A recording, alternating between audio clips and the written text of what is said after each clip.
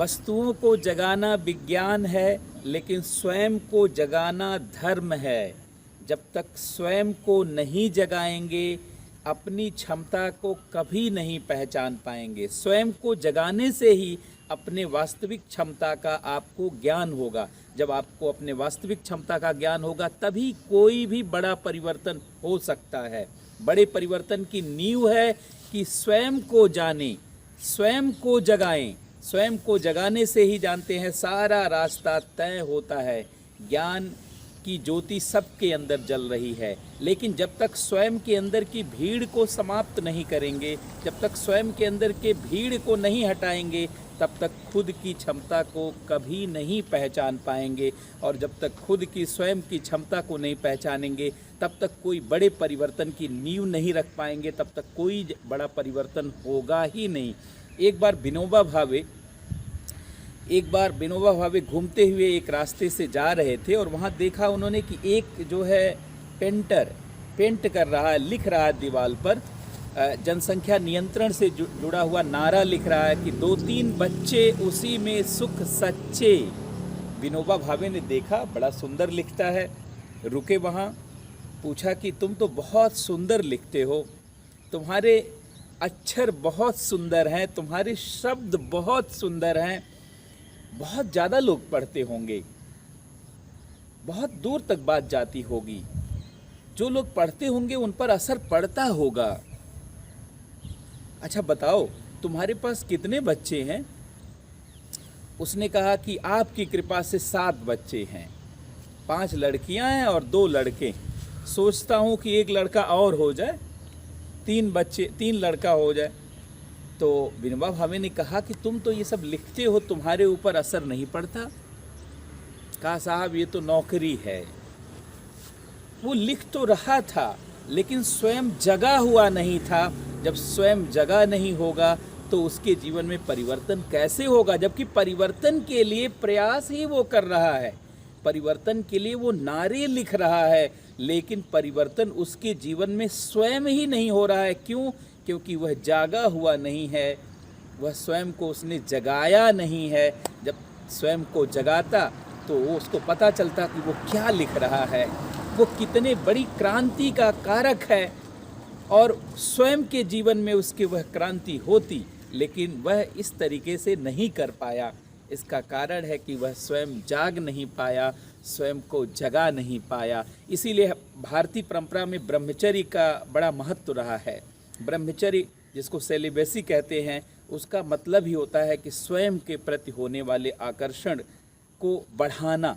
जब स्वयं के प्रति होने वाला आपका आकर्षण बढ़ता है तो निश्चित रूप से आप स्वयं के लिए जग जाते हैं, स्वयं को जगा देते हैं और स्वयं को जान जाते हैं। और जैसे ही स्वयं को जानते हैं, बहुत बड़े परिवर्तन का आप कारक बनने लगते हैं। परिवर्तन स्वयं होने लगता है और सारे जानते हैं महापरिवर्तन की नींव पड़ जाती है।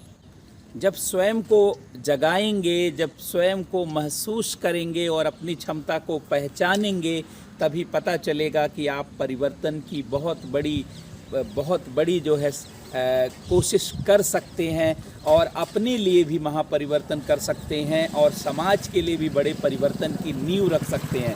किसी के लिए कोई बदलाव नहीं होता है, किसी के लिए जानते हैं कोई विशेष जो है सुविधा नहीं होती है, सबको उसी में प्रयास करना पड़ता है।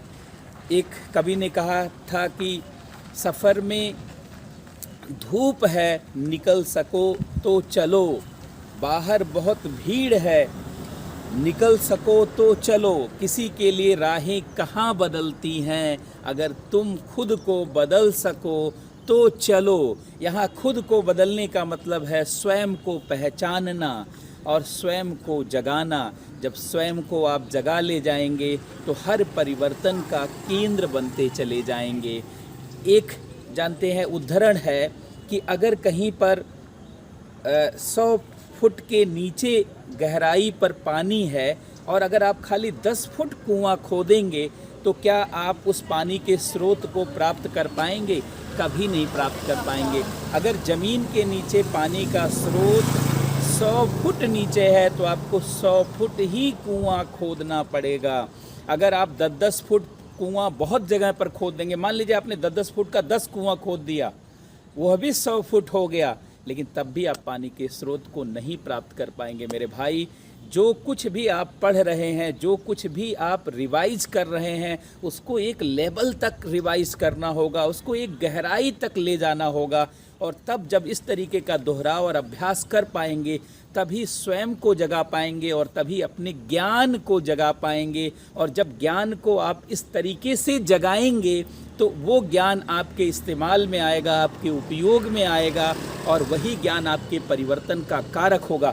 नहीं तो आप कई सालों तक पढ़ते रहेंगे, कोई बड़े परिवर्तन का केंद्र नहीं बन पाएंगे, कोई बहुत बड़ी सफलता नहीं ला पाएंगे। अगर आप बहुत बड़ी सफलता लाना चाहते हैं तो स्वयं को जगाइए, जाग जाइए उस स्तर तक जिस स्तर की ज़रूरत है, जिस लेवल की ज़रूरत है, और उस आवश्यकता को पूरा करिए जहाँ पर ज्ञान जाग जाता है।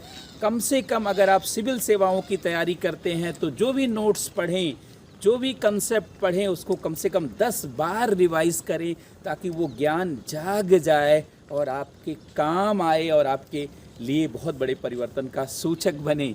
तो आज के इस चर्चा में हम लोग यहीं तक बात करेंगे। कल पुनः एक नए विषय के साथ आपसे मुलाकात होगी। इसी तरीके से आप जुड़े रहिए और हम लोगों के डिस्कोर्स को आगे बढ़ाते रहिए। बहुत बहुत धन्यवाद। नमस्कार।